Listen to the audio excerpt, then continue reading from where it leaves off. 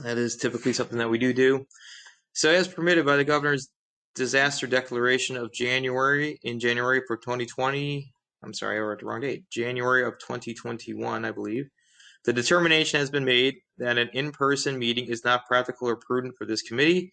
To ensure that the meeting is as transparent as possible, we will post the meeting materials approximately 1 week in advance, which is what we did, and provide a recording of this meeting linked on our website, and we'll take all votes by roll call. And the only vote that we have scheduled for today is for the meeting minutes. So we shouldn't have too many of those. Okay. All right. With that being said, I'm going to call the meeting to order. We can do, normally if we're together, we would do introductions. Because of how we're doing this in a virtual format, everybody can see by clicking on participants who's in the meeting, except if you've called in by phone. And the only one who called in by phone that I'm aware of is Mr. Raffensberger. Is there anybody else who's on the phone? This is Felicia Hurley, and I had called in by phone. Yeah, we can see you, Felicia. I don't know why we can't see Bill, but we do. Your name does appear on the screen. Yeah, I see Chris Schmidt has joined us too. That's good. Okay. Is there anybody else on the phone? All right, hearing none, we'll move forward. And we got, let's see, who else do we have? So I was going to welcome Matt Hurley from Illinois EPA to our committee, but I do not see him, nor do I see David Bloomberg on the call at this moment. So if they join later, we will welcome him to our committee. Matt Hurl is taking the place of Buzz Alsemeyer, who has retired at the end of December from 2020. Right, and this is Rory Davis. Can you hear me? Yes. I work with Matt and David, so I'll be filling in today for them. Okay, so you're filling in for both. All right, he did not tell me that, so that's good to know. Thank you. No, he had a last-minute cancellation. Okay. All right. Well, thank you for letting us know. The next item is the approval of the minutes. Again, we will have to do that by roll call vote. So the minutes were sent out. They are also posted on the website. If there are any questions on the minutes, now is the time. Otherwise, I'll entertain a motion to approve the minutes. I'll motion to approve. Pitstick. Okay.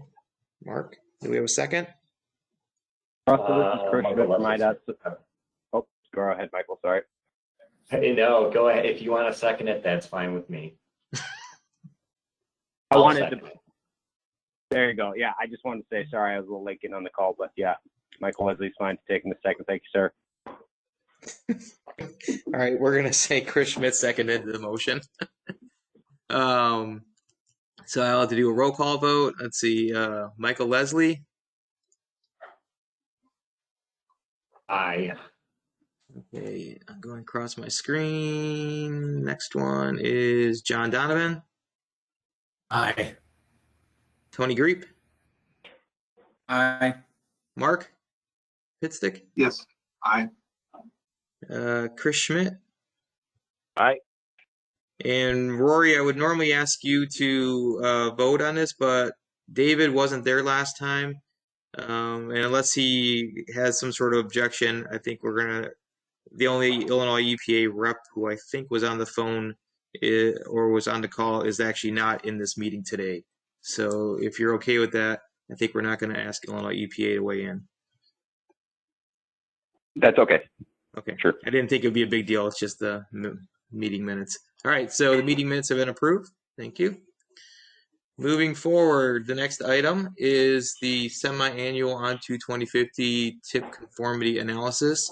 That was released for public comment. We did not receive, as is traditional, any public comments.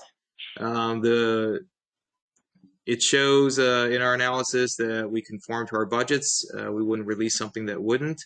We show PM 2.5 on there, even though we don't need to, just for informational. and we also do show greenhouse gas emissions, again, for informational purposes.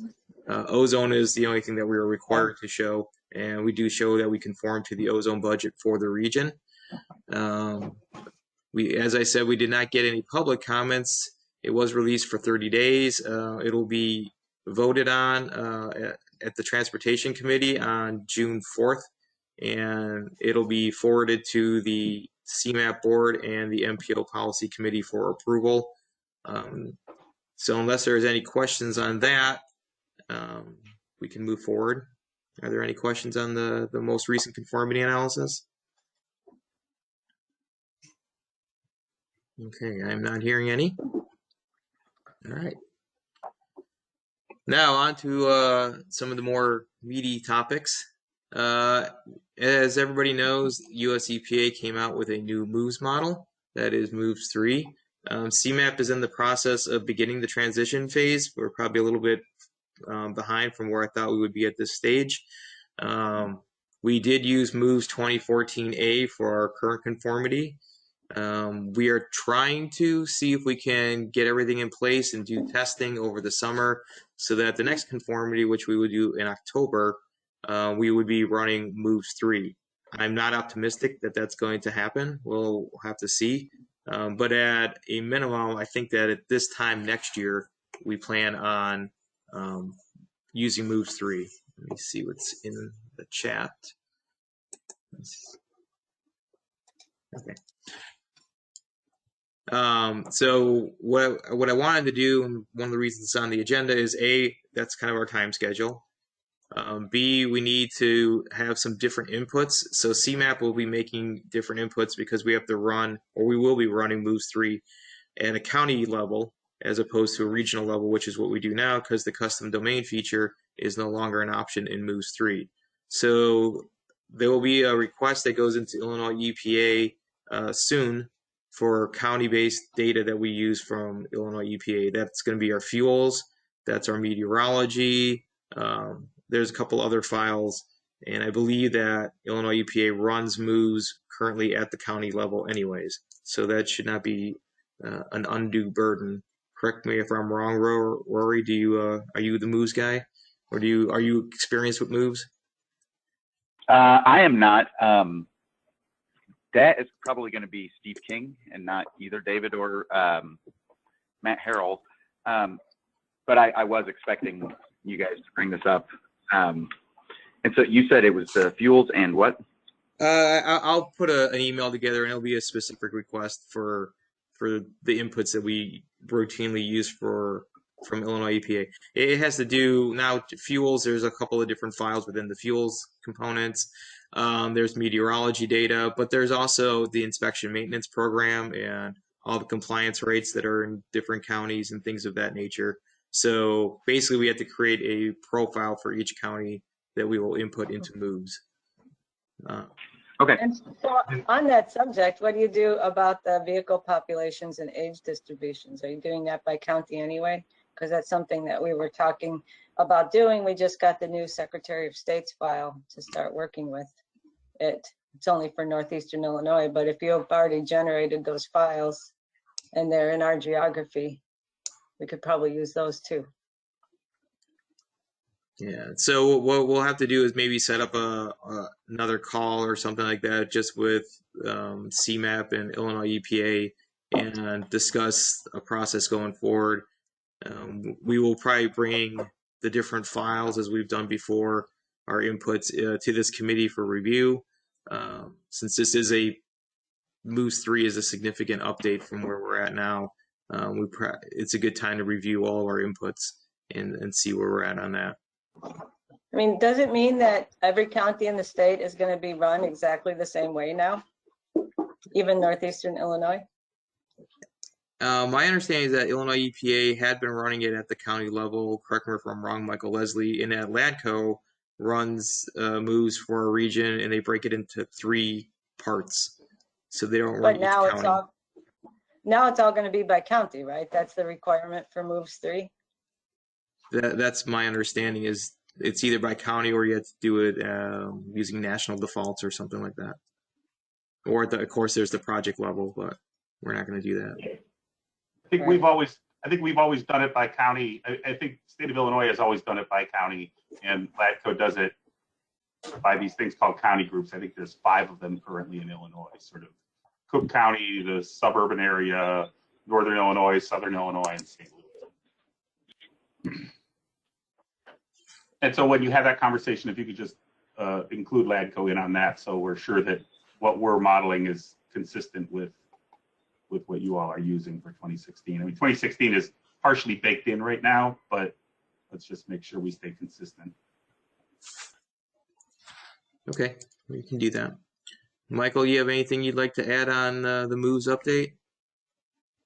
No, I mean, I think the biggest thing is as you're sort of going through this process, just if there's things that you think need to be elevated, just as a functionality issue for the model that I can bring back to OTAC, Okay. I would be willing to sort of be that conduit between you and headquarters. Okay. Yeah, I will say, at least on my end, my initial concerns is not so much with the data, but the amount of time it's going to take to run moves now. Instead of being able to run the entire region in one false swoop, we'd have to do it for 6, 7, or 8 counties, depending on how we package this together. That's 6 times more running of moves than what we currently have to do now for each scenario. So that could be substantially a lot more time. That's kind of what I'm saying. If IEPA is going to be running county by county using moves 3, and they're going to do DuPage County, and we're going to do DuPage County, is there some way that we can kind of get together and not have to duplicate those things? I think we have to. I think we're required as the MPO to run moves and do the conformity determination. I guess we could discuss that, but I'm not sure that we can't get out of doing the modeling. Because they're not always using our inputs for the model either. They're kind of doing stuff for some other purposes. So they're not doing it for transportation conformity per se. They're doing it for SIP development, inventories, and some other stuff. Correct me if I'm wrong, Michael, but they don't run it for the same way that we would be doing it. Correct. We try very hard to make sure that we use the same age distributions, fuels, fleets information, but where we start to deviate is because we're trying to do every hour. We need our specific speed information that we try to get from telemetry and things like that. We want really complex VMT profiles, and we want our total VMT, total annual VMT, to match what yours is, but hour by hour, we try to catch all that variation because those hot summer days tend to be high VMT days, so we want to capture all that. Okay. So I think going forward, we can come back to the committee when we have exchanged some files, and I know that we have in the past provided some county level VM model output, travel demand model outputs to Illinois EPA for them to run as a comparison to what they had before. So we can provide that, and then they can give us some data, and we can move forward, everybody using basically the same stuff. All right. Right, and this is Davis again. I just wanted to clarify that Buzz retired. I took his position. Matt is in our inventory group now. Buzz actually ran moves. I do not, and Matt does not either. Steve King will be handling moves in Buzz's absence.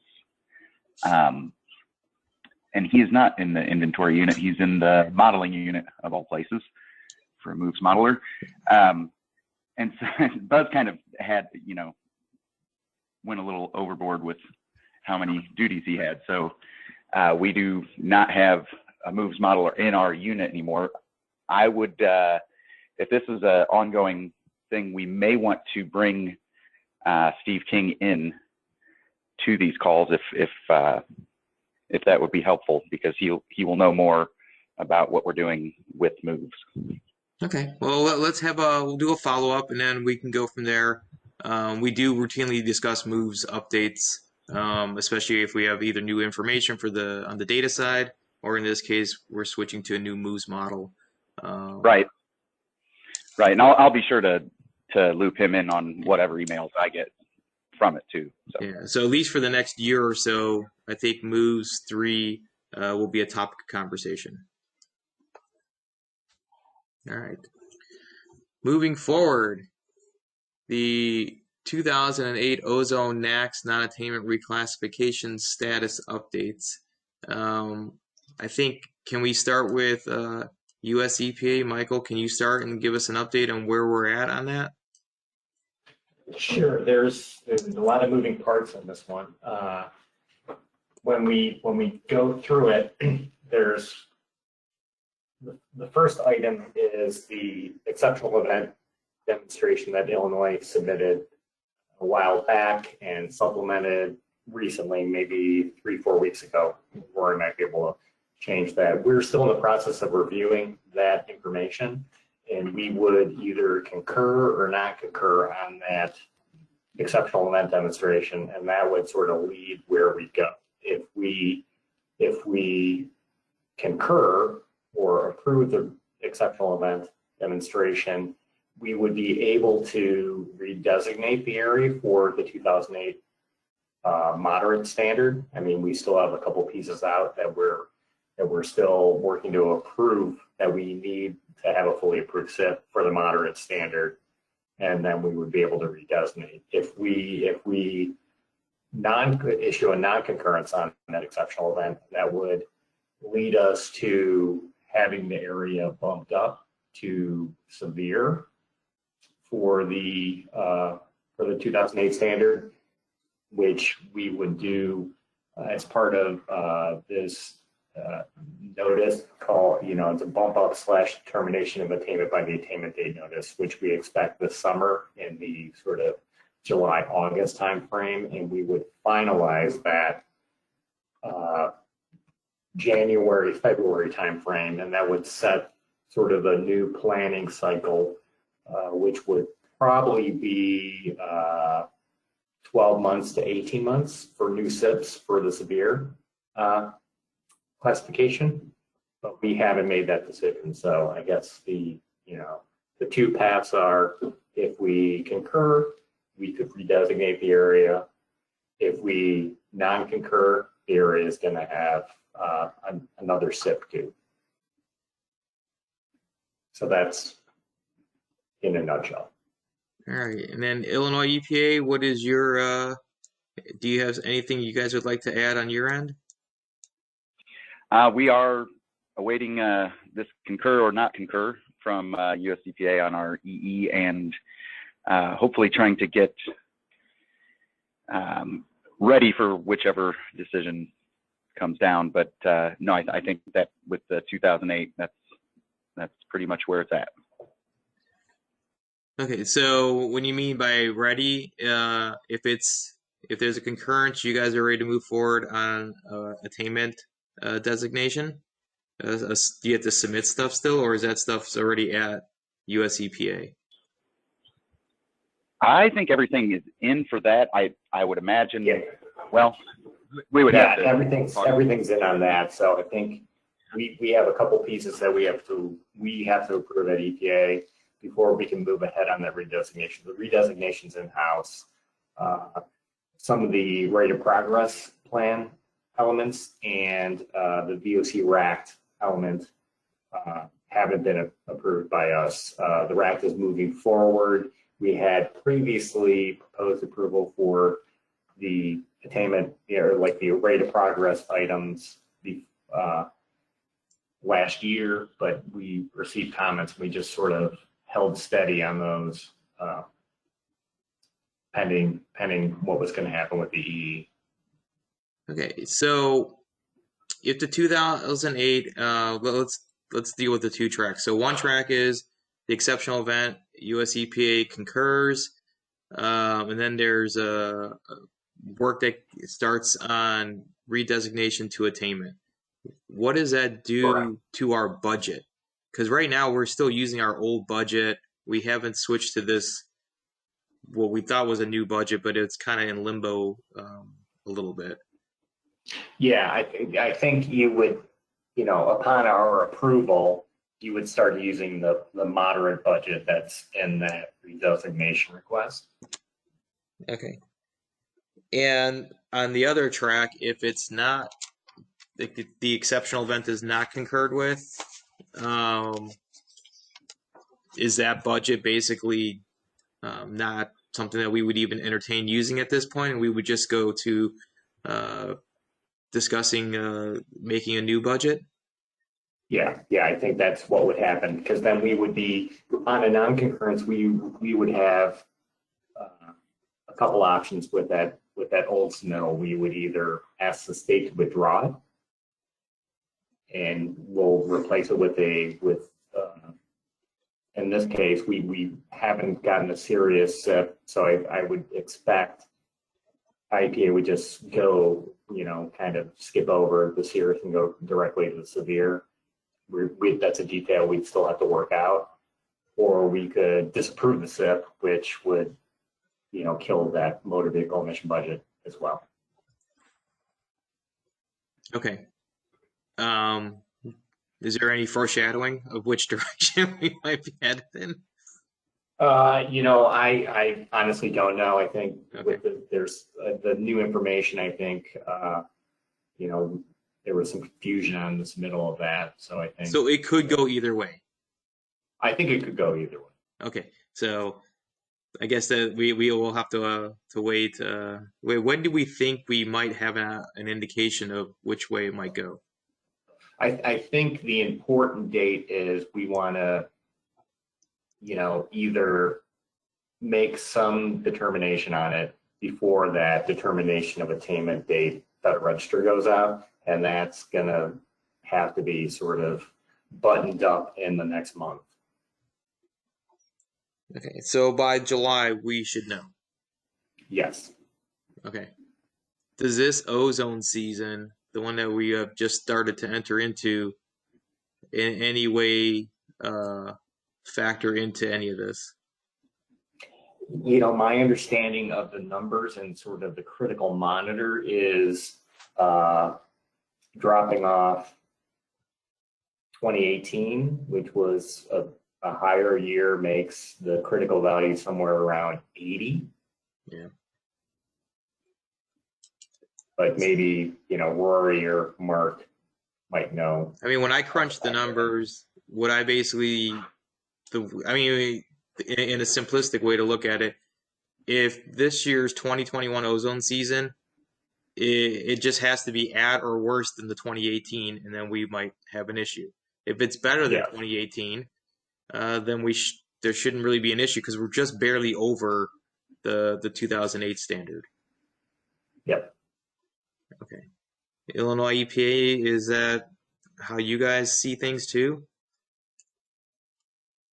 Yeah, and I have not run the critical numbers on, and it's different monitors too, but yeah, we are of the same mind that, we'd like it, decided earlier, but, because we'll have to, each day into the summer is another day where there could be a high ozone event day, but yeah, that's pretty much our thoughts on the matter too. And if it goes down the severe path, I think David Bloomberg has indicated before that Illinois EPA might then next year do another redesignation request for attainment, unless it's a super bad ozone season. Yeah, I think the numbers could warrant that. I think the wrinkle there is we don't have a serious SIP in front of us, and there are elements of the serious classification that came due that haven't been addressed, and we would need those before we can move forward with another redesignation of the 2008 standard. And is there any chance of having another one of those determinations? I believe we had one a year or so ago where there was, I forget the exact wording, but it was like a finding of like they basically hadn't submitted some stuff, and so sanctions were published in the Federal Register that would take effect if they didn't submit stuff within a certain period of time. Is there a possibility that another one of those scenarios could emerge? Yeah. Okay. Fair enough. Okay. Does anybody else have anything they'd like to add to the 2008 discussion, which seems to be either attainment or severe, kind of two extreme divergence? Okay, I don't hear anything. So 2015, ozone NACS development. Is McHenry County, it's not officially in yet, but is that still a work in progress? The last I heard on the remand was it was in the administrator's office pending signature. We haven't really heard anything other than that, so the package is ready to go. I can't really say more than that. So that's just a matter of time. Yes. Okay, so that's a done deal. At some point, McHenry County will once again be part of the non-attainment area. It had a temporary reprieve, but it'll be back in the fold. In terms of where we're at, we're going to be bumped up for the 2015 standard soon. To moderate? Yeah, it's kind of in the same. I'm not sure if it's in the same notice as the 2008 determination of attainment by attainment date, but it's on the same sort of path. So I don't think the decision whether we do one notice for each standard or do both standards in one package, but it's on the same time frame.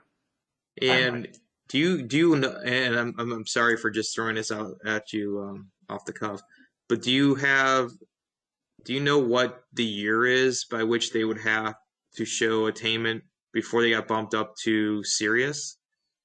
I can't remember what year that would be. Is it I don't know off the top of my head. Yeah. Because they're probably not too far from the serious bump up. Probably 2 years. For sure, it's on the bump up train, as David Bloomberg would say. It's like the years become pretty close. In the chance of attaining the 2015 standard, by everything I've seen, is extremely unlikely. I think I looked this morning, and out of the 16 monitors in our region, 12 don't achieve the 2015 standard, and half of those aren't even close. They're actually just barely achieving the 2008 standard. So the chances of us achieving the 2015 standard don't seem very strong at this point.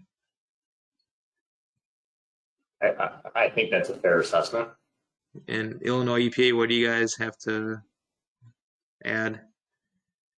I would say that's fair as of now, and we are looking into reductions of NOx, VOM, different places to get them, but yeah, I think that would be our assessment too. Is in the near term, that's going to be probably where we're at, is not attaining 70. Yeah, I mean, it just doesn't look good. So if there's a new, if the 2008, if there's concurrence and we start to use that new budget, how long would it be until another new budget needs to come along? Would it be when they get to moderate or serious for the 2015 standard? Moderate would establish a budget. So do you think that the current budget for attainment would satisfy the moderate, or would they have to revisit that? They'd have to revisit it. Okay. So no matter what, we probably need a new budget next year? Yes, I would think that's fair. Okay. All right. Well, the motor vehicles emissions budget that'll also have to be something that we discuss. I had actually worked out a budget with Buzz, which is the one that would be for attainment of the 2008 standard, which we haven't used yet. So Rory, who would be the most likely person to discuss budget issues, motor vehicle emissions budget issues for our region? That would be me and Matt Harrell. Okay. Yeah, you're I right. think. Once Buzz retires, he was the one shop. Now we have to branch it out. You have no idea. There's more than this. Fair enough. All right. In terms of the 2015 standards, so we were on the bump up train. There's no stopping that at this point. McHenry is rejoining the non-attainment area.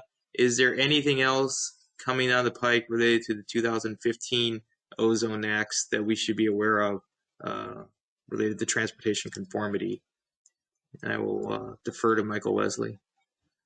I don't think so. I think you captured that scenario pretty well. Okay. And in terms of, and I throw this out in general, in terms of what can CMAP do or our region do to help on the ozone situation? I know we've discussed this before. It doesn't appear that there's a lot that we can do unless we get to severe or we want to do transportation control measures or something of that nature. But, if people have suggestions on things that we could or should be doing to help mitigate or improve the ozone situation, this is an opportunity to bring those up. Mark? I think from LADCO's perspective, we are, trying to work a lot on trucks. We think that's a sort of an untapped part of the inventory, not necessarily controls, but just trying to understand the emissions from them. There's a lot of different aspects of that I think a lot of folks around the country are trying to understand deeper, whether it's defeat devices or just heavy duty idle frequency and emissions. And so we may come back to you as time goes on. I know you guys have a fairly solid freight model inside yours. And so, just trying to look at what data is out there and see if any of the data you all have can help us improve that. Because I think that what we do know is Chicago's got some very unique chemistry compared to a lot of other places in the country. And, trucks is probably a part of that chemistry.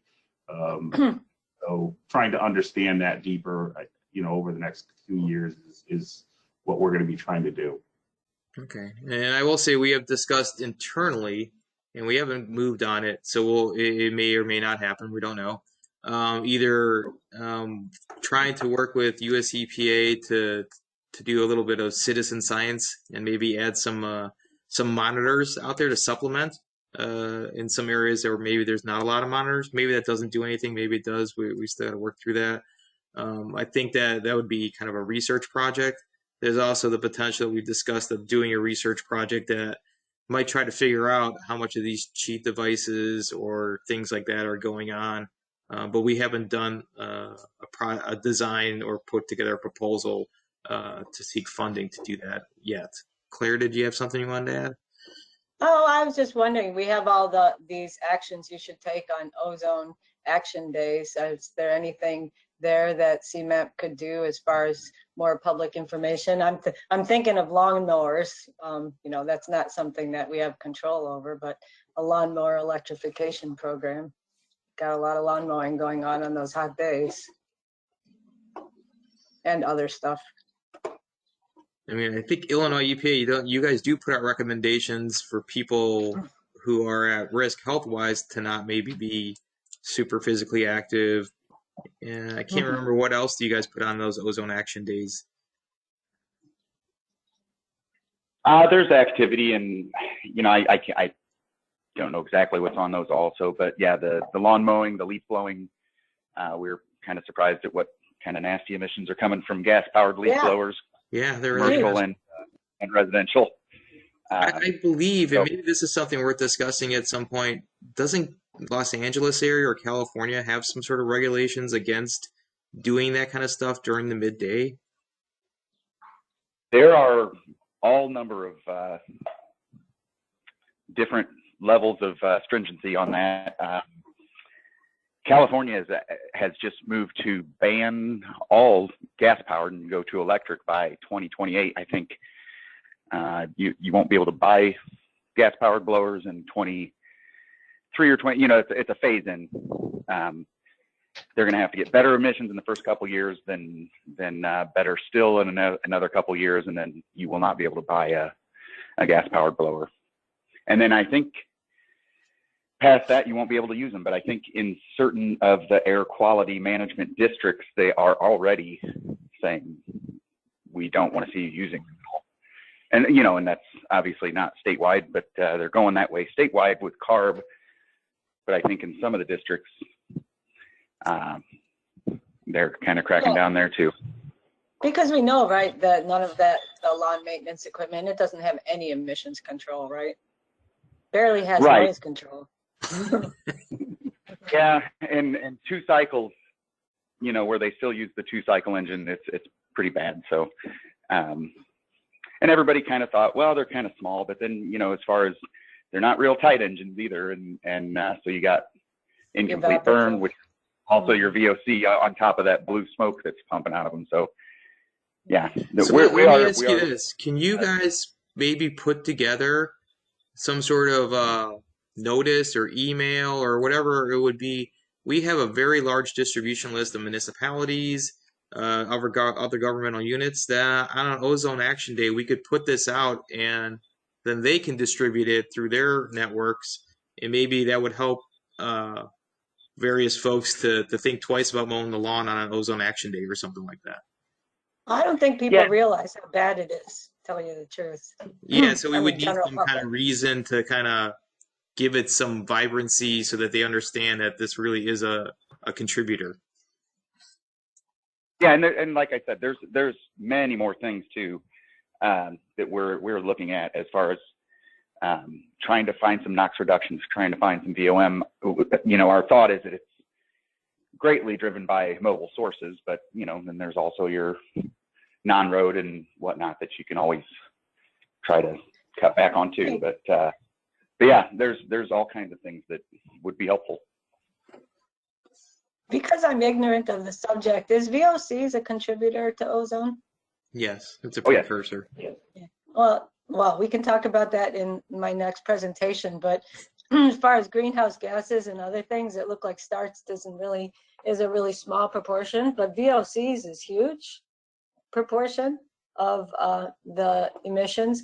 I mean, if you add the running and the starts emissions together, greenhouse gases, according to MOVES, is like, and the other pollutants of 1% or less of the total emissions, but VOC is like 20% starts. And I don't know if that's true or a factor of the data or something, but do we look at, how do we test for starts emissions in our inspection and maintenance program? Is that getting us anything?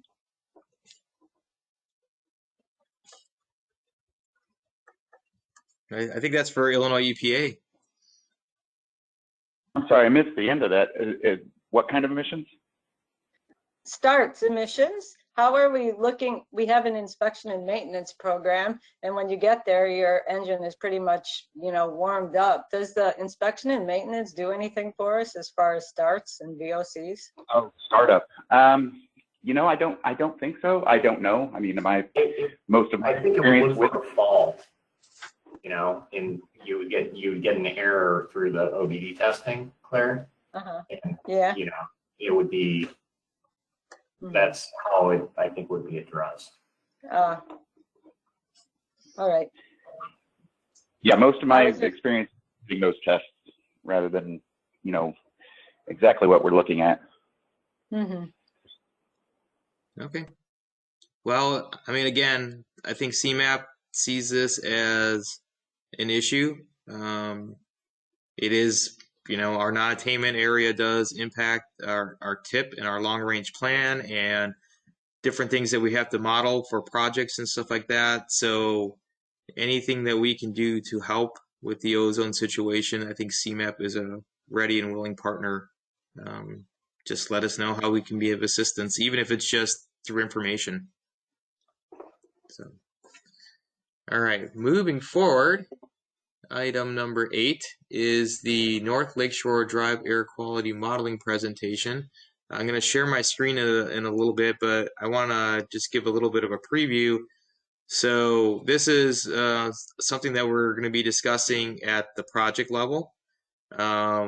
It's related to greenhouse gases. It's really part one of a two-part presentation.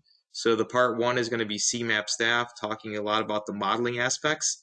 Part two will be down the line, 3 or 6 months down the line, and it will be from the sponsors of the project, how they actually use the model data and what it means to them and lessons learned and things of that nature. So today is going to be a little bit more on the technical side, and then at some point in the near future, we'll have how it's actually applied and used by a project sponsor. Part of the reason this is being discussed at this group is A, we have the technical expertise, and B, we see modeling of projects, especially very large projects such as North Lake Shore Drive, as something that will be, there's a lot of interest in doing that, both from a project sponsor standpoint and from the public who is interested in the impacts that large projects might have on greenhouse gases. So let me share my screen if I can pull up the presentation. And my colleague Claire is going to be the one who gives the presentation. So, let's see. So hopefully that is showing up on your screen now. Yes, Claire? Is it on the Yes, it screen? is. Sorry. Okay. Yep. Like anybody? All right, Claire, I'm going to mute Yeah. myself and turn it over to you. All right. So as Russell just said, we have been working on the North Lakeshore Drive project, and there was a desire to look at greenhouse gases as generated around the project, or the project's impact on greenhouse gases. And we haven't been doing too much of this work for projects recently, so we thought we'd go ahead and talk about what we've done and just get some feedback from the people in the room about, what you think about this method. So next slide, please, Russell. As you know, on-road emissions account for nearly 25% of the greenhouse gas equivalents that contribute to climate change. Even though greenhouse gases are not yet regulated, CMAP considers climate change an important challenge for the region. So we're working to measure greenhouse gas emissions as best we can and to consider them in our agency planning and programming processes. Next slide. So how has CMAP been using greenhouse gas estimates so far? So this is kind of just an overview of the various ways we've been inputting this information. So I believe Russell has been adding greenhouse gas equivalents to the memo about conformity findings. Correct me if I'm wrong, Russell. We have been using some greenhouse gas estimates, what the change might be for projects, for our project programming decisions as one criteria. None of our programming decisions are based only on greenhouse gases, but we think it's an important performance measure. On to 2050, our long-range transportation plan. We did calculate greenhouse gases that were caused in the region, well, not caused, the resulting greenhouse gases on a regional scale for regionally significant projects. And we also calculated them, the other pollutants too, PM 2.5 being important to our economically disconnected areas, our VOCs and our NOx emissions. And I'm going to talk a little bit more about how we did these things. We have, as you know, a whole series of projects ongoing about greenhouse gas emissions. I'm working in particular on one transportation mitigation strategies project where we're calculating greenhouse gas emissions for a number of scenarios to see which kinds of actions are most effective in reducing greenhouse gas. We've also worked with other municipalities in the region, City of Chicago, some smaller municipalities, and other counties to support their greenhouse gas inventories. Of course, in those cases, the greenhouse gas inventories coming from transportation is a smaller part of a bigger project to inventory all of their sources. And finally, and this is very new, I think the North Lakeshore Drive project is the first time we've done this, is estimating greenhouse gas emissions for a performance measure for a major capital project study individual. So these are the things that we think, you know, are important for us to do. And so we've been doing them as best we can. So next slide, please. So we have two current pollutant emissions estimation processes. The one that you're well familiar with is our official MOVES model. Our official regional greenhouse gas estimate is a result of running MOVES using travel model results as an input. You know, we can all agree this is the best option for generating estimates, but it's not well suited for sub-area studies or regional results that require multiple modeled scenarios, and therefore multiple application of the MOVES models. Why is that? Because MOVES requires additional inputs such as vehicle populations, age distributions, and other inputs that don't make as much sense for smaller geographies. Also, MOVES is time consuming to run and extract results. We can only hope that the next version will have improved efficiency, but I'm not sure that it will. So the second estimation process that I'll be talking about today are the rates mode MOVES results applied to modeled results. So in addition to the inventory mode, MOVES can be run in the rates mode. Now, I'm not the MOVES guy, so I don't know exactly what switches have to be turned on and off to do this, but I do know that it's a complicated and time-consuming process to do this. The results of a rates model run are tables of emission rates per vehicle mile traveled for the MOVES vehicle classes by speed bin, facility type, and hour of day. These tables also reflect inputs such as the vehicle age distribution we have generated from the Secretary of State's registration files, monthly distributions of VMT by vehicle class, CMAP derived from continuous count stations and toll plaza transaction data, along with other sources. Another result of the rates mode run are tables of starts rates for vehicle trips by vehicle type and time of day. Next slide, please. So, like I said, we can agree that a full model run is probably the better choice in some circumstances, but we believe that using the rates mode application provides similar useful information that's easier to produce and more flexible in terms of geography for other purposes. And, you know, in addition, CMAP doesn't have any other tools at this time, so the choices are pretty much limited to doing this. Next slide.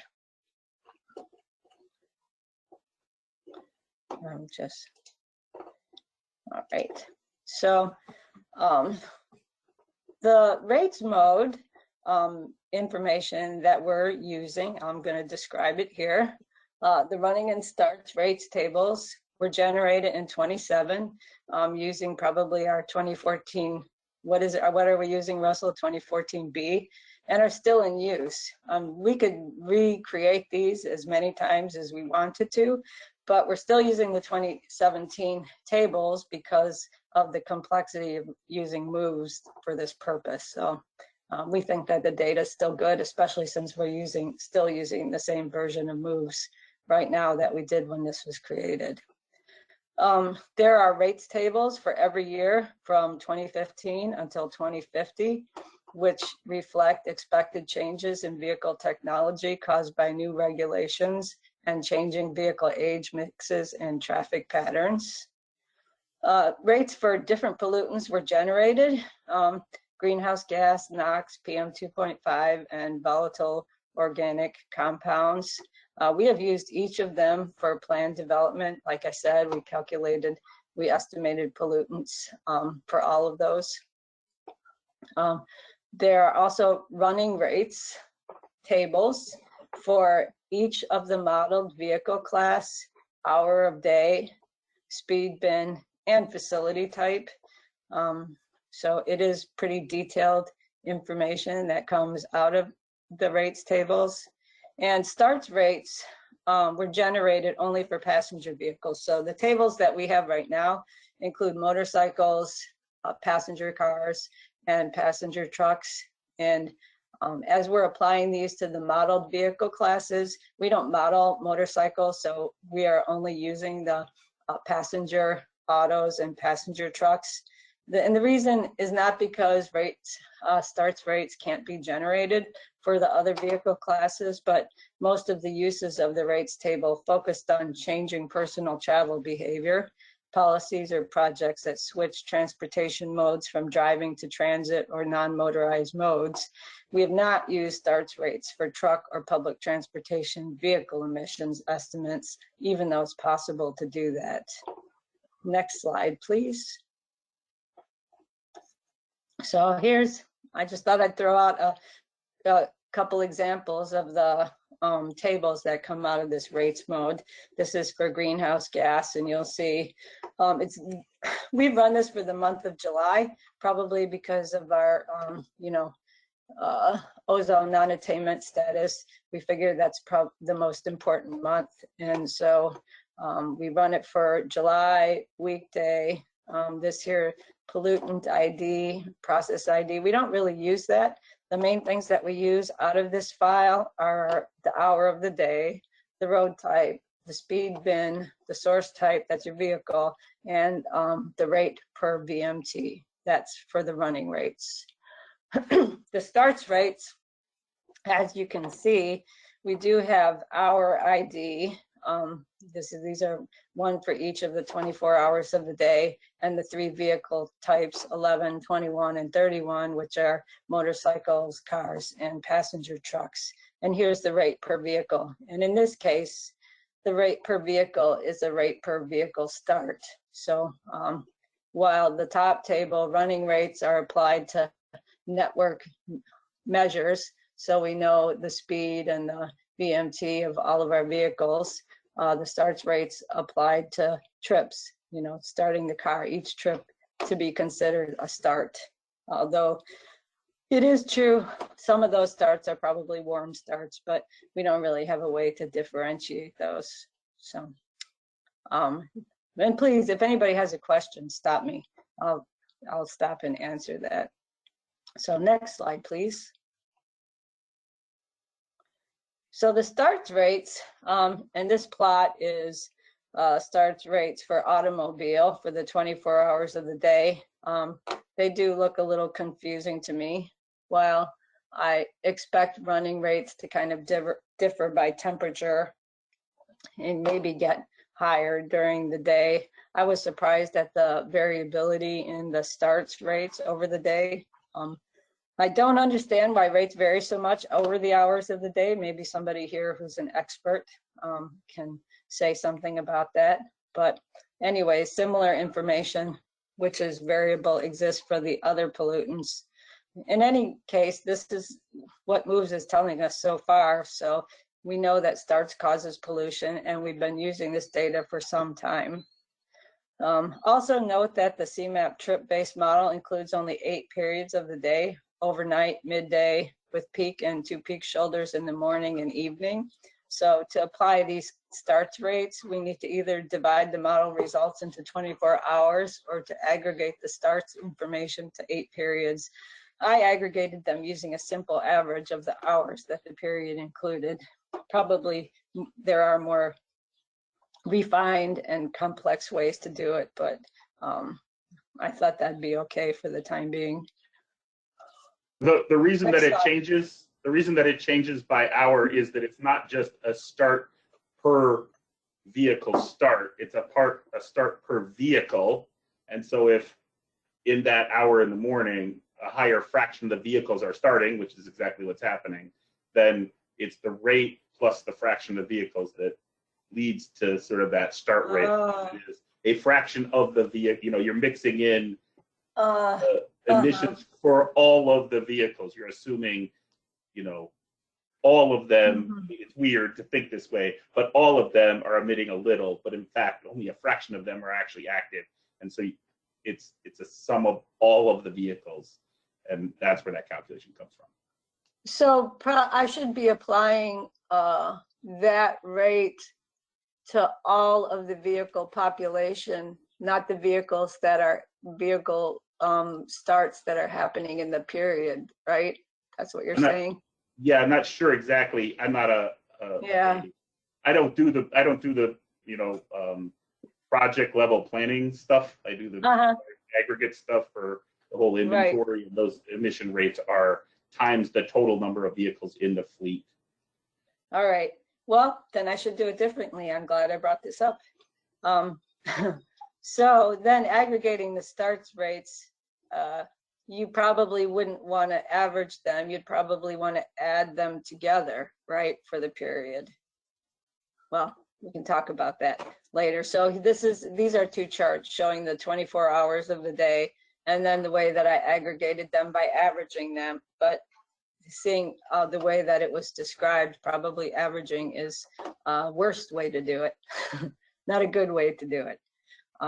So anyway, given how I did it, I did find that starts rates so far are a pretty small proportion of total greenhouse gas emissions, but they're a big proportion of VOC emissions. And so that was useful information to me. In any case, in the past, the other project study or the other studies we've been doing, the our regionally significant project screening, the greenhouse gas inventories, and programming decisions. Well, they have used the starts rates for programming, but in the other, you know, project evaluation work that we've done, this is the first time I've tried to use the starts rate. So I haven't introduced that error into the processes yet. Okay, next slide, please. So in any case, what we're doing, so I've had some comments that it seems complicated or doesn't really reflect the model results, but I think it's really a lot simpler process that we're doing here than people realize. So the way that we apply the rates is to run the regional model and export the highway network performance data. And that is VMT by vehicle class, and every VMT has a speed associated with it and a facility type. So we can aggregate the vehicle miles traveled for vehicle class, speed bin, and road type and time of day to make it consistent with the rates tables that we have. Then we match the average running rates from the rates table by vehicle class, speed bin, and road type and multiply. So basically your VMT times your rate by VMT, sum it up over the region. And that is a process that's much faster than creating moves input files and running the moves model for each scenario. In addition, when we want to include the starts rates, which I think we should, but I still have to figure out how to do that correctly, is just looking at the vehicle population, matching them to the starts rates and multiplying. So then when they're added together, you've got your running rates and your starts, your running emissions and your starts emissions, and that can give you your total emissions. The advantage of doing this is that you can include any geography by limiting what links you're considering and what trips in the starts process you're considering. And you don't have to, yeah, that's it. You can cover any geography with this without having to worry about creating a bunch of files that might or might not be easy to do for your geography. Next slide, please. So here's my final thoughts on that. I think that even though it is pretty flexible, you need to take care when you apply this method to small geographies They can contain unique features that should be included or excluded depending on the question being asked. If a municipality includes an expressway, do you really want to include the BMT in the municipal total? Maybe you do, maybe you don't. How about roads along the municipal boundaries, which there are very many given the way that municipalities develop. One thing I should mention is we've developed a way to look at travel generated from, to, and through a municipality that allows us to tease apart more of this detail. It works the same way as I described previously, but we can identify pollutant emissions related to a municipality no matter where they happen. It doesn't have to be within the municipality or, kind of a GIS boundary around it.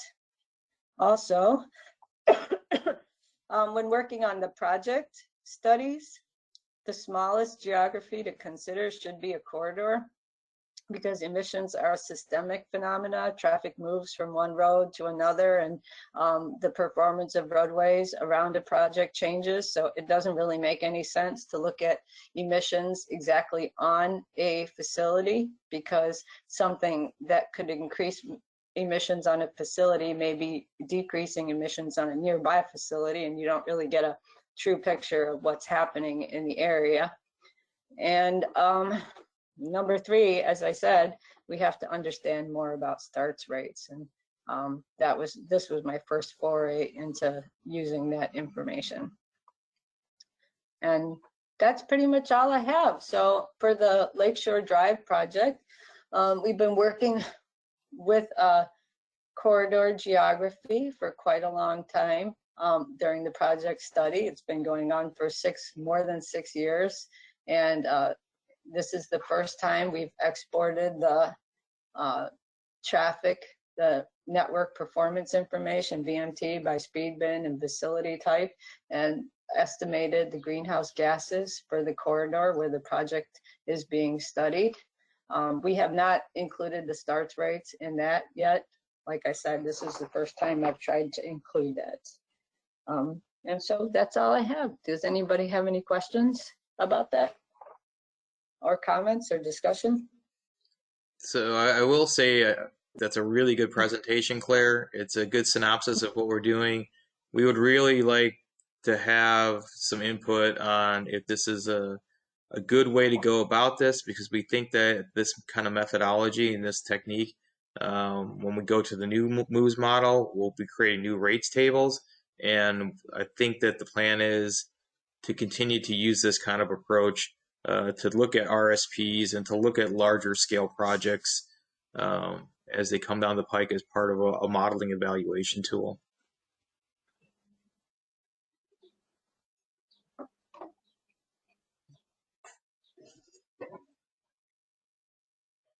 Nothing. All these robust people that we have who are heavy model users or understand emissions and pollutants real well. Are we on the right track? Are we headed off the rails? I think we would be very interested to hear about that.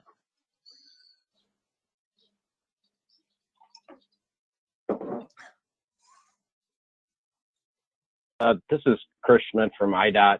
As probably one of the least technical people on this call, I will say that I've had some conversations with Russell about this. Originally in our guidance from FHWA as far as performance measures, which the state has to provide performance measures on pavement, bridge conditions, a few dealing with the CMAQ program and dealing with air quality and move of travel. One of the provisions was going to be estimating and keeping track of greenhouse gas emissions, although we really didn't get guidance on how that would look. That was actually nixed from the program. PM3 is the section where you'd find that under the Transportation Performance Management on the FHWA website. We have a feeling, because it was nixed over the last 4 years, that under this new administration it will be coming back, and FHWA will be providing probably some guidance as they have with the other performance measures. So we'll have an idea what that looks like from them. I think that it's great that CMAP and the staff, Russell and all the other folks, Claire, have taken a stab at this. Again, being the least technical probably on this call, I think it's a very robust approach. I think it's great to get better familiarized with this, and this very well may be the way that FHWA goes and asks us to calculate greenhouse gas emissions. But I think it looks great from a DOT standpoint without really having, again, the technical expertise. But I think we'll see what FHWA has in mind. And my thinking is that it's probably going to be very close to what Claire presented out here. Great, that's great to hear. Thanks. Of course. Yeah, and I was going to mention, echo a lot of Chris's thoughts there, but I'm glad this is being recorded because I plan on going back and listening to it at least a second, probably third, maybe a fourth time before I really try to say too much about it. So you guys going to put this on your YouTube page or on the committee's page or what's your plans with that? I don't know exactly where they go. I think we have a YouTube page. Regardless, wherever it goes, I could send a link out to everybody who's in the meeting, whose contact information I have. Yeah, I appreciate that. Feel free to get in touch with me directly. I was going to say, just feel free to get in touch with me correctly. Okay, that's good. I mean, and everything sounds good, but I'm taking a little bit longer to process than you talk quicker than my brain works. So I'll get there though eventually. Yeah, Claire, I think I'll follow up directly with you as well. Oh yeah, please do, because I'm happy to take any kind of advice on the subject too, because like I said, I'm a modeling person, but I'm not necessarily an air quality person. I would just caution that follow-up should occur quickly. Claire's is leaving CMAP at the end of June. So any conversations that we could have before she leaves would be greatly beneficial to the agency. Yeah, Duly yes, noted. please. Does the Illinois EPA, what did you guys think of this? I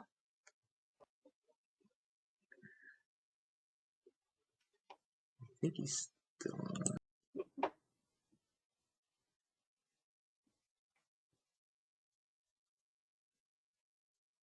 Or Mark, I know you chimed in during the presentation. Do you have anything else you'd like to say, Mr. Jansen?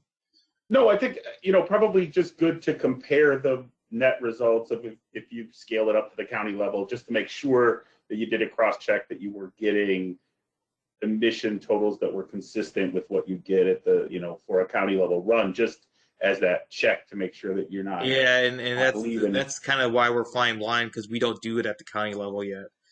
Right. Yeah. I mean, even if you're doing a back of the envelope, just to know that you're in the ballpark. Yeah. It's not, Yeah, ballpark is good. And even though we don't do it at the county level, I could export this and do kind of the non-attainment area, or the actually inspection and maintenance area is the easiest comparison to make. Yeah, and try to do it, make sure that you're doing it for the different, the 4 different moves, emission types, or rate per distance, rate per profile, just so that you kind of get a sense of how it compares to each one of those, so that you'll then, if something's wrong, at least you'll know, hey, this is a rate per profile problem, and not rate per distance problem. Hopefully the rate per distance stuff would be the stuff that is the most straightforward, but the other stuff is this, the RPH, rate per hoteling, basically. That was the heavy hoteling is the one that I think can throw a lot of folks, because it is such a strange thing. But I think, as I said earlier, the one we're really interested in, because we think Chicago's probably undercounting that stuff, and we want to try to work on that. And I think this kind of process can help move that forward. Hey, what if we start counting the number of minutes of truck hoteling there is in a given cell, or a given municipality? That starts to get some really interesting answers there. It might be hard to hear, but it'll at least be interesting. Yeah, and the other thing is we've wanted to make that comparison, but up until now we didn't include starts, so we knew that we were missing that. And we don't have the starts rates for other non-personal vehicles yet, but maybe ballpark is good enough, at least You know, Do you although have- we know we're going. Do you have emission totals for the different emission types and moves? Do you have that, Russell? Emissions totals for what again, Mark? Like rate per distance, rate per profile, rate per vehicle, and rate per hour. I think we have some of that. I don't know if we have all of that. I know that we have it for different pollutants too. So we don't, not just GHG, but we also do it for PM and the ozone precursors. So we have NOx and VOC. Mm-hmm. I know that we have per distance. I don't think we have per vehicle type because I'd have to look at the spreadsheet again that we produced. I mean, are you talking about the rates tables that I showed you? Of the rates per distance by facility type, by vehicle type, Right. by speed bin? Yeah, we have all of those. Yeah, we have all just that. haven't had the starts. Mhm.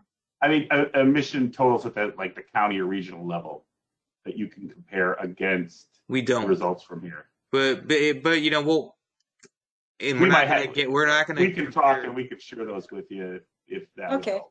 I think what we want to do is we're going to create those when we go to the new moves model because we'll be running it by county. So rather than go back into moves 2014A and try and do something or do some back of the envelope stuff, you know, since we're on the process of going to a new model that is going to be county based and we're going to create new emissions rate tables, then we'll have that control total. Good deal. Yeah, we're on the same boat. We're not doing it today, but hopefully by September or October we'll. Yeah. Is that when LADCO's trying to switch to moves 3 is in the fall? Yeah, we just got it. The states are really pushing us to get a 2023 run that they could start answering a question someone asked earlier, which is how close are we going to get on the 2015 standard? We're trying to at least get an initial read on that to know where we are and how far off we will be by 2023, and then that sort of starts the whole planning process in certain ways to see how it is that we can get to attainment. So they're pushing us very hard, as they should, to get those runs done that give us that first look at 2023 on the books. And what Claire didn't mention in her presentation, but one of the reasons we want to use emission rates, I mean, she kind of alluded to it, but didn't go into detail. On a project like North Lakeshore Drive, a large-scale project, they're looking at a whole range of alternatives. And you can apply the rates to all the different alternatives then in a fairly expeditious manner. And then you have that comparison of the GHG emissions or other emissions. Whereas if we had to run it at the full moves model in inventory mode, it would just be significantly more time consuming. I can't remember how many scenarios they're looking at for this project, but it was a lot. And that can be a significant amount of time and effort that the emissions rate, looking at that way, really helps save. Would that be fair to say, Claire? Oh yeah. If we can get the emissions calculations correct, yeah, it's a huge time savings. It's so much simplified. CNAP actually did the calculations for the project in-house, and then we gave them the results. As I said, the part 2 of this presentation, the next time we meet, will be how did they use the results? How did they apply them? What did the results mean to them? Do they think that this is a good process for what they were attempting to do? But I think that at the longer term thing is if we can get something like this to work, we can put this kind of process up there as either a standardized way to look at this stuff for large scale projects in the region, or maybe we can put something up on our data website or on GitHub or something that would allow other practitioners to do it. But because there's no standardization on how these things could be done, we're trying to provide a pathway for consistency. And if we think that this works, that's, I think, something that we want to encourage folks to replicate. Russ, this is Bill Raffensperger. I've got a question that may seem odd. Is the evaluation or for greenhouse gases, is that something that is going to become more and more standard for projects similar to, say, a COSIM analysis?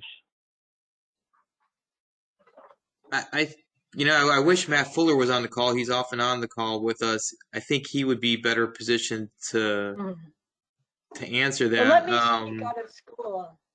The Let me reality speak a is, I little think bit that right now folks are doing it because for it as part of their NEPA, just to talk to the public and to show the public that the impacts that this project has on GHD, and they're not required to do that.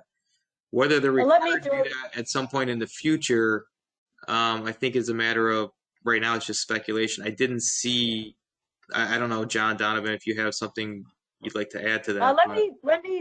let me throw something in there. Okay, so major project evaluations always include performance measures. You've got your congested VMT, your VMT, excess VMT, delay, all kinds of stuff. And what I've seen so far is throwing this measure into the mix. You've got your measures of accessibility for economically disconnected areas or economic justice, EJ populations, your performance measures for impacts on natural areas.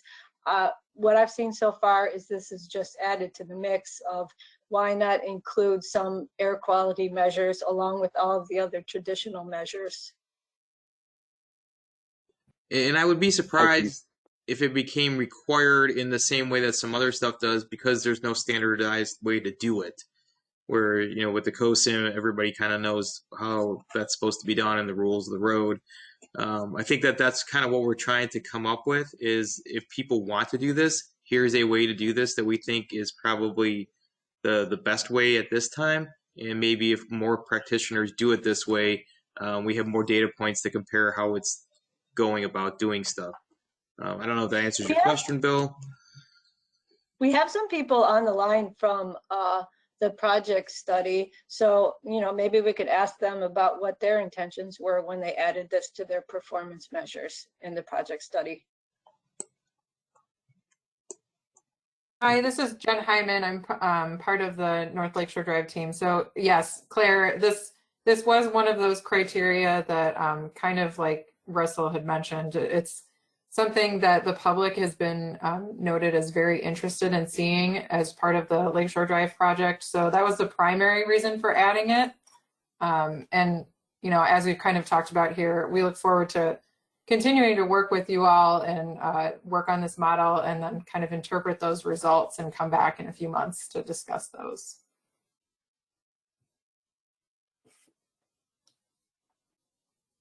And I think from CMAP's perspective, right now, we're only looking at this for projects that are really of a certain scale. The regionally significant projects, you got your North Lakeshore Drives, your I-80s, your Betsy Coleman's, those kinds of projects are, just because, as Claire mentioned, it really needs to be kind of a corridor approach. Is really about the smallest geographic level that this makes sense. So I don't know if the level of analysis like you get from COSIM or something like that, you can get that down to a smaller geography, a smaller project level. I don't know that this works as well when you get too refined on the geography. So I don't know if John Cheryl, if you had anything you wanted to add to this.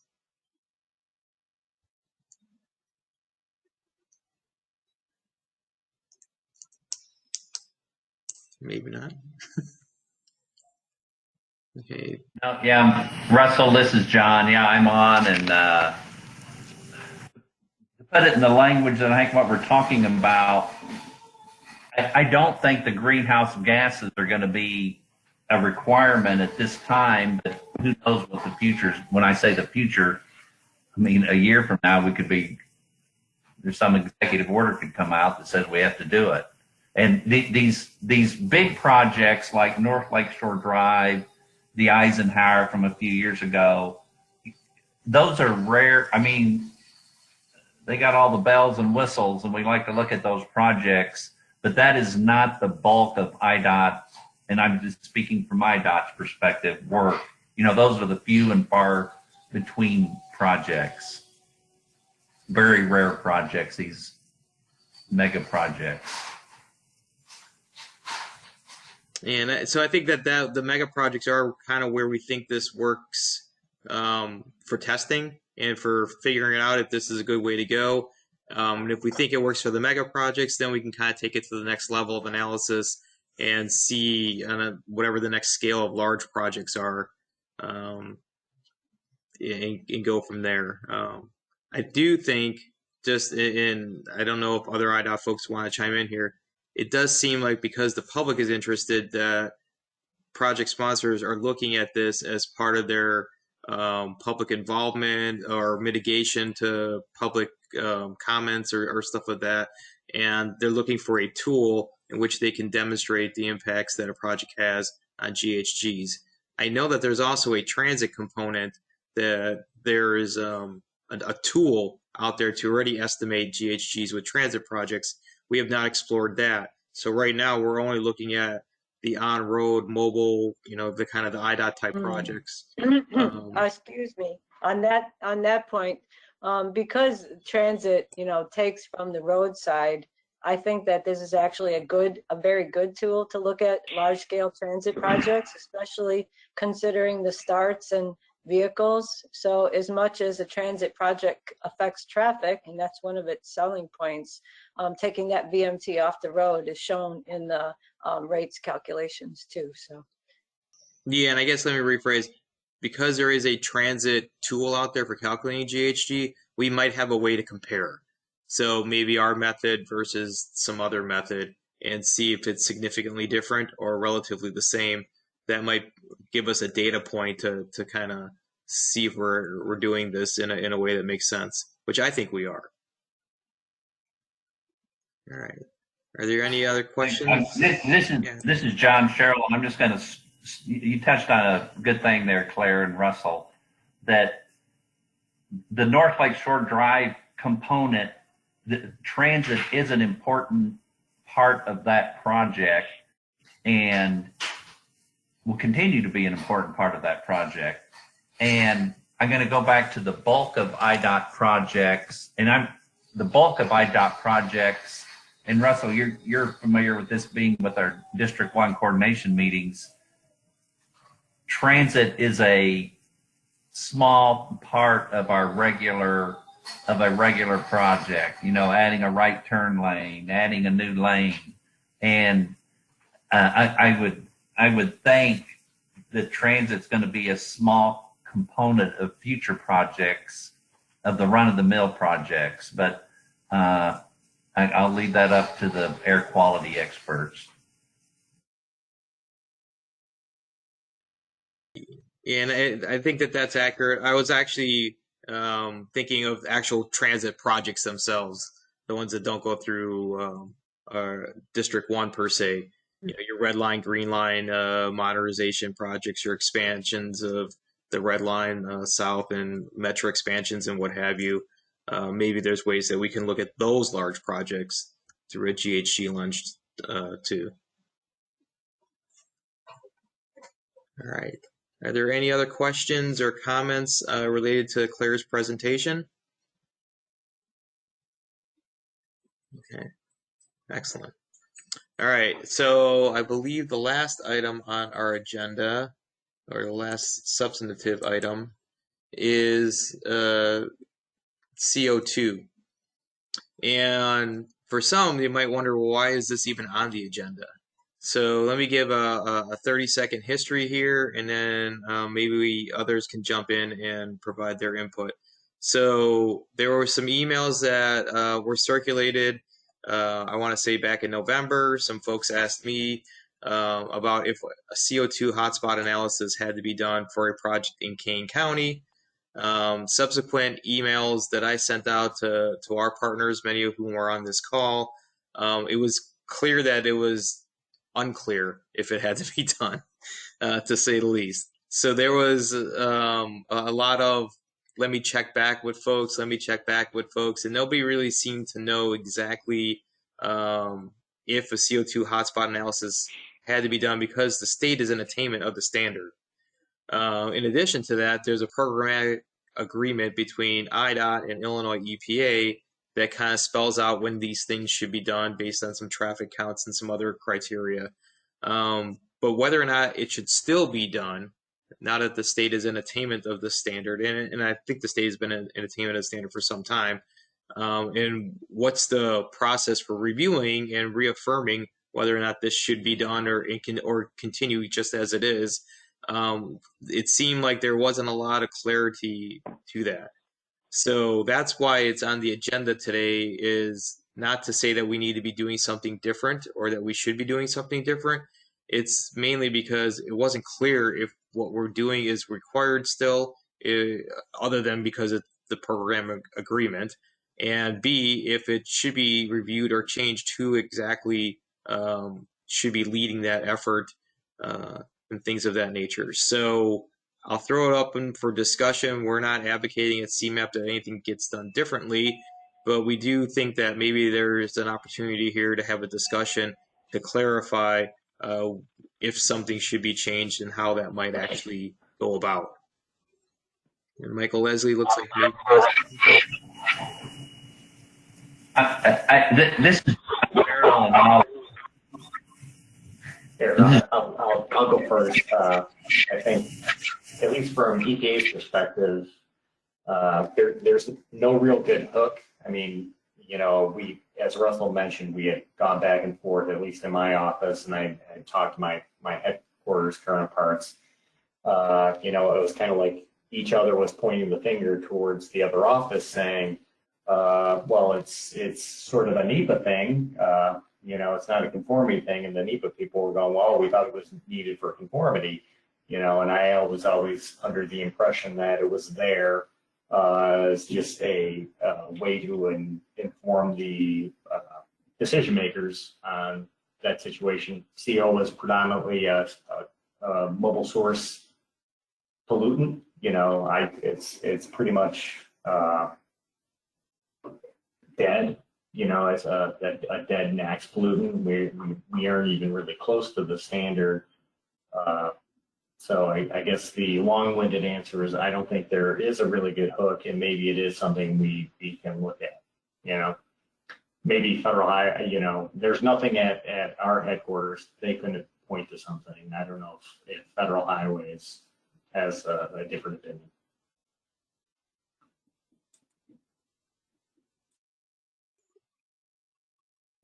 I'll definitely follow up Matt Fuller, but I don't believe there is. So,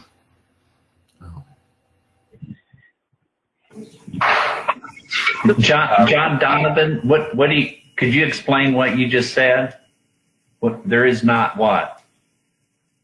Oh, as Michael Leslie was saying, I don't think that requirement, since we're in attainment, I don't think there's any aspect of it that we could enforce. Again, I need to follow up with that though and verify. But I think that's where we left it in our previous discussions. Okay. So this is, sorry. Go ahead. This is John Sherrill with IDOT, and I was reviewing what the state of Ohio. It appears to me in some literature I've read from them, they were running into the same issue. It was that historically, years ago, they were not in attainment, but it got somehow locked into their policy, their internal policy, that they would do this.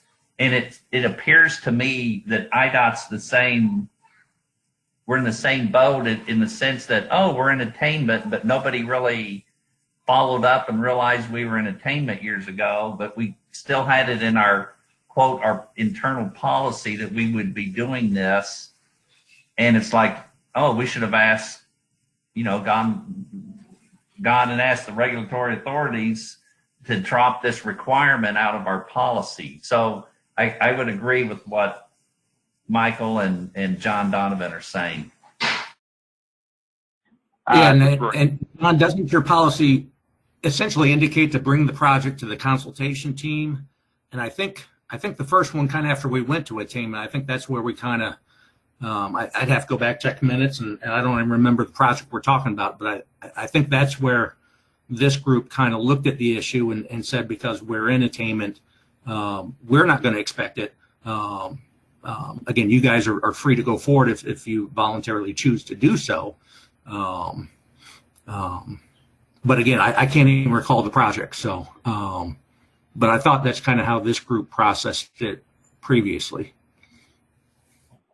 I wasn't on previous calls about this issue, but it certainly came across my desk. Someone, I think it may have been IDOT to CMAP to our office, or maybe in the opposite direction. I'm still confused about what being in attainment would be, and I never thought this would be like a state. I don't think CO is a statewide attainment. I think where this original issue came from was if you were doing an environmental impact study for a project specifically, you know, whether that area is under attainment or is in attainment or not is not the issue, as much as you don't want to cause a non-attainment area by this project. Meaning, if you're going to really load traffic into an area where that could cause concentrations that would be in excess of the standard. And so I think where the pollutant is kind of a dead NAAQS or criteria is that the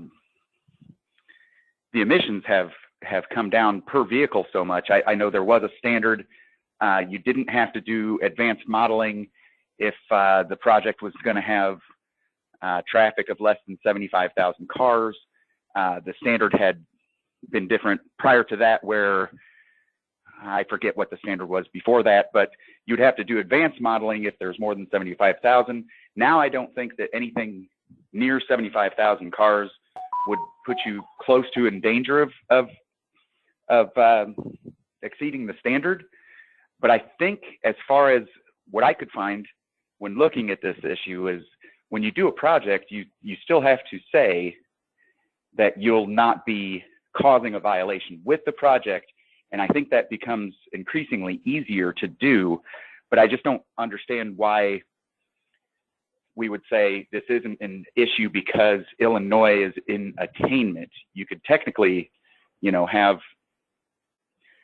buildings on four corners of an intersection that was very busy, and then you have businesses that are also emitting CO, and then you could model exceedance of the standard, you know, right on the sidewalk there. Like I said, I think that's increasingly uncommon that would be a concern at all. But could someone explain why Illinois not having any CO non-attainment areas, and like it says, it's CO hotspots. It's not necessarily like you'd have a town that's under a non-attainment area. I mean, I guess I'm just not getting this. This is Scott Barlow. So one of the things about our COSIM requirements is that there are project level requirements. So when we look at, and they're only relating to intersections. So like with the microscale agreement that we have with EPA, you know, there's requirements that we run into our model that allow us to pre-screen projects out and whether they need any mitigation strategies. So, you know, one of them is the ADT on the project.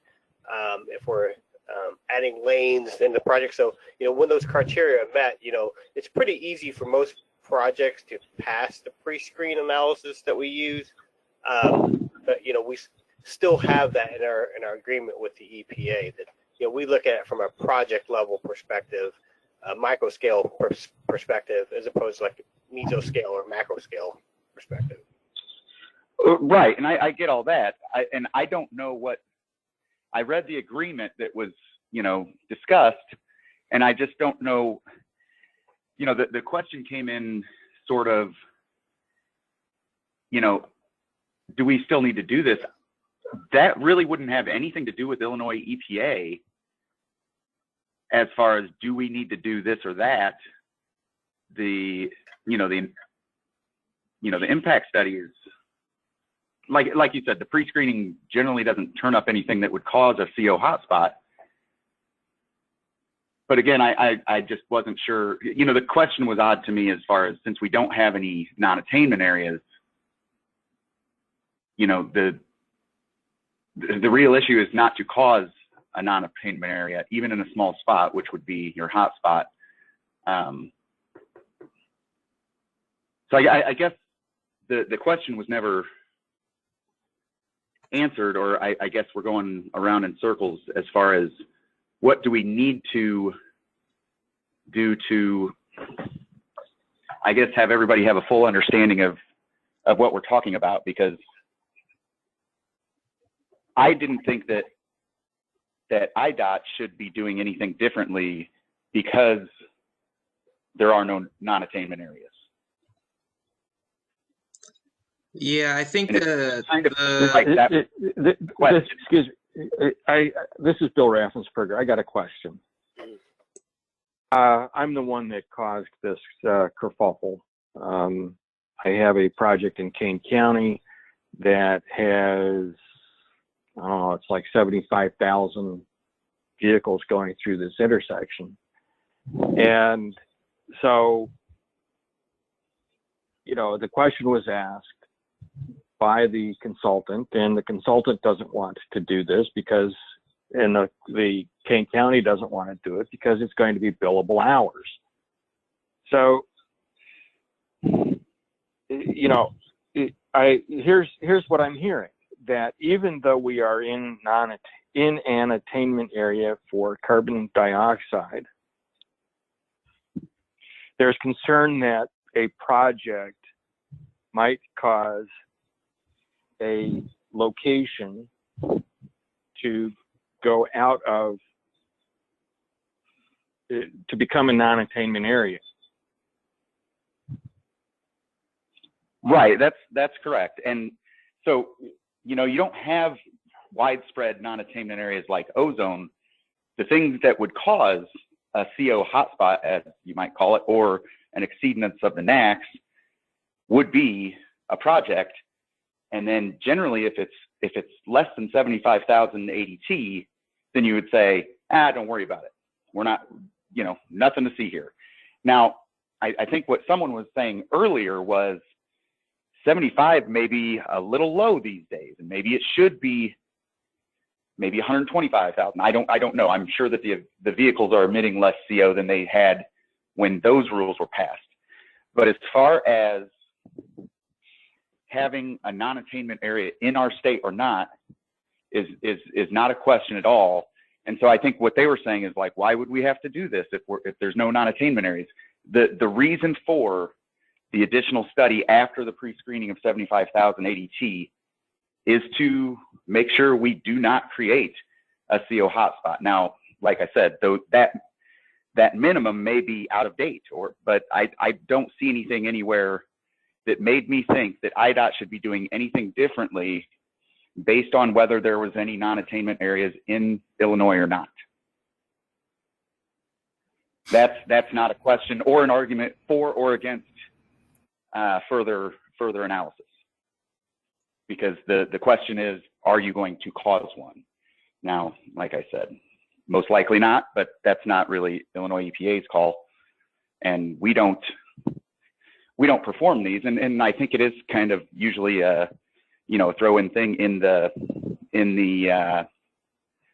analysis, but I don't see why anything would have changed in the last few years, or even since, I don't know when that agreement was, 2008 maybe. There's nothing changed in those years. We never did have any non-attainment areas, but so I don't know what would have changed in the last decade or two. And again, I'm not remembering things correctly, I'm sure. I got to go back, but I don't think it was ever tied to the CO attainment. I think it was a particulate matter attainment, because I think we first ran into this when we became unclassified in PM. And again, this is years ago and just off the top of my mind, but I thought that's when we started having the discussions about bringing the project specifically to the consultation team to review the specifics of the individual cases. I think it was when we became attainment for PM, and again, I can't recall the reasoning off my head, but I thought that's when, collectively this group indicated that we would not be looking, would not need to be looking at projects. I did think IDOT's guidance hadn't been changed. That still indicated projects should be brought through the consultation team, but I don't think we've seen one in several years either. So again, I'm probably only remembering a small percentage of how this went. But that's what I recall just off the top of my head.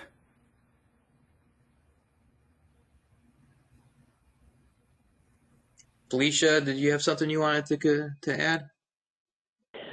Yeah, so this is Felicia Hurley with IDOT, and I mean, I think this is a great discussion. It definitely helps myself understand, what the EPA, US EPA, IEPA, everybody is thinking about this. And I'm understanding Rory's, statement with regards to, not creating one. I just wanted to put out there, though, that, with the, emission, because we were talking about carbon monoxide, and with the standards that are set for the vehicles nowadays, and the simple fact that, carbon monoxide is an issue when vehicles are idling, and obviously whenever we're going to do a roadway improvement, that's not what we want. We want free flow as much as possible. So usually whenever we're doing a project, it's actually to encourage free flow, which helps the situation rather than harms the situation. So just thought I'd mention that. All right. And so since I'm the source of many of the emails to a variety of the agencies, I think the sense that I got that wanted to kind of figure out if we could is does the non-attainment status impact the need to do this at all? And that seems like that's been answered by Illinois EPA, that being in attainment of this standard does not impact whether or not a project level evaluation should be done. 2, at the project level, what is the appropriate evaluation? Does that need to be revisited, updated? Does the adjustments need to be made to the traffic volume number that kind of triggers this? It sounds like maybe that's an area that could be revisited and either affirmed or updated. And then the last thing is, should projects like this be coming to consultation? I think it's a good thing to discuss. I think that this has actually been a good discussion. So I would kind of lean towards, if there's an issue, bring it to this group and let's have a discussion. We're not voting on it per se. We don't do this for PM because the hotspot analysis for PM is no longer required because our area is in attainment. So maybe that's where some of the confusion was. For one pollutant, we don't have to do hotspot analysis. And maybe for another one, even though we're in attainment, we still do need to or should be. And I think that there was some concern that maybe the program agreement between Illinois EPA and IDOT had been done by folks who may not be part of the process anymore. And it wasn't really clear if it was being done because the agreement's in place and you're kind of stuck with it, or if it was really something that should be done. So I think that that's why we were trying to discuss this. So did I miss anything there? Rory, did I miss anything? No, I think that kind of captures it. And, I kind of did a deep dive on what was required in these federal regs as far as the impact analyses, and like I said, I really just couldn't find anywhere where Illinois EPA could tell anybody anything about what they're currently doing and doing anything differently now. So. Okay. And John Sherrill, I think you wanted to say something? Yeah, Russell, I think your points are right on target. those points that I think you summarized it very well.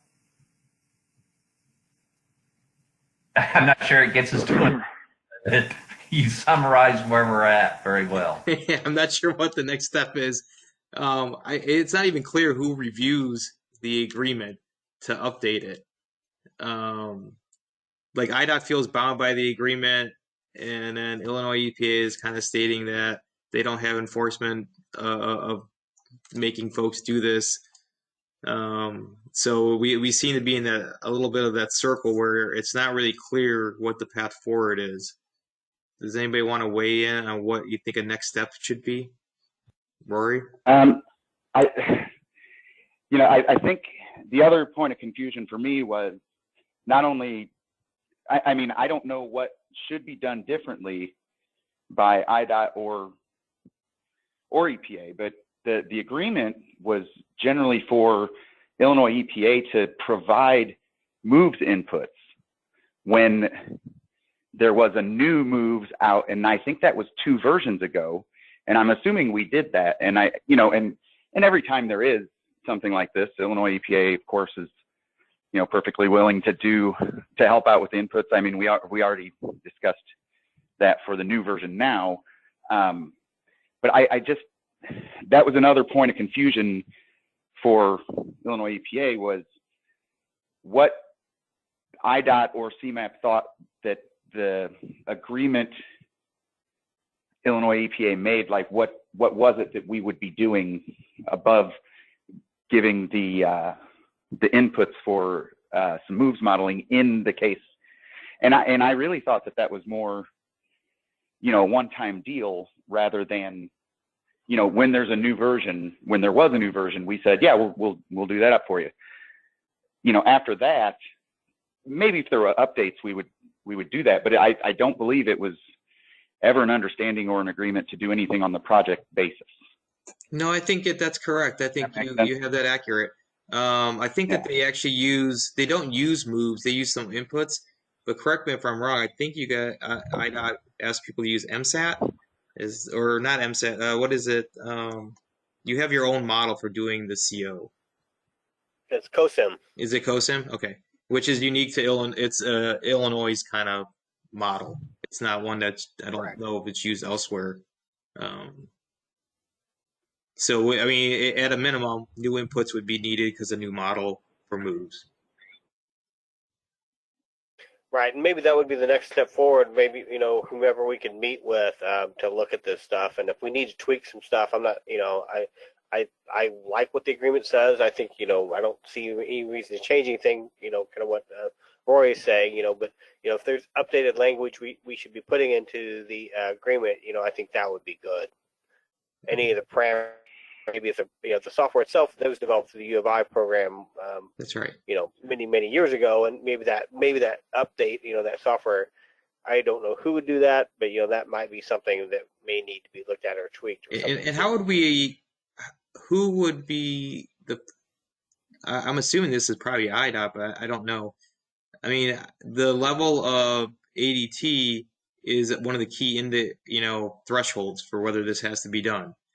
And revisiting that and either reaffirming it at the current level or changing it to some other level, how would that, what would that process be? Yeah, so I mean, right now it's it's 62,500 that we have, in the agreement for the ADT, and then that's of course are set in the COSIM program too. So, one of the difficulties I think would be, of course, changing what's on paper is not a problem. It's changing the parameter of the program, and that program was developed through the U of I, like I mentioned, a while ago. I think it was done through some kind of research study or grant or something like that. Mm-hmm. So, someone would need to be able to open the hood of that program and then change that or something else developed. If there's some other type of national program that could be adopted, I don't know. I'm just throwing that out there, but. If something significant changes with the ADT, or if we look at it and we say it's fine, then we keep using it, and we can just go on our merry way. Yeah, I guess that's where I get concerned that we get stuck in doing it a certain way because that's how we've always done it. And sometimes I know at CMAP we sometimes try to either reaffirm what we're doing or update it to some, based on changes that have occurred on whatever it is that we're looking at. And I just wonder if this is one of those things that maybe needs to be re-examined on what the threshold should be for analysis. This is just a curious question. This is John Sherrill with IDOT. Russell, has this same issue come up with the Illinois Tollway in any of their projects? So I guess that's a tricky answer. Officially, no. Unofficially, I think they did the analysis anyways. They have kind of different stuff because they're not using federal funds, but they are large projects.